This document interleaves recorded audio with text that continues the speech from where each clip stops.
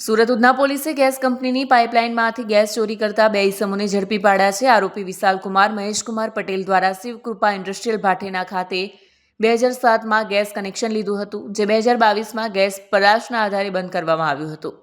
ત્યારબાદ આરોપીએ ગુજરાત ગેસના મીટર રીડિંગ કર્મચારી શરદ યશવંત મકનક સાથે મળી ગેરકાયદેસર રીતે પાઇપલાઇનમાં કનેક્શન જોડ્યું હતું.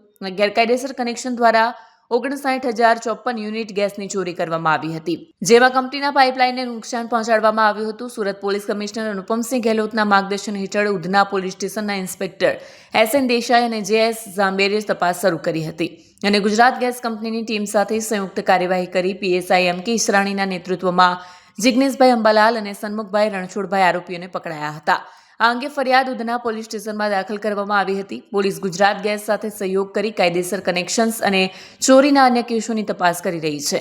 આરોપીઓને કાયદેસર કાર્યવાહી હેઠળ ચાર્જ લગાવવામાં આવશે.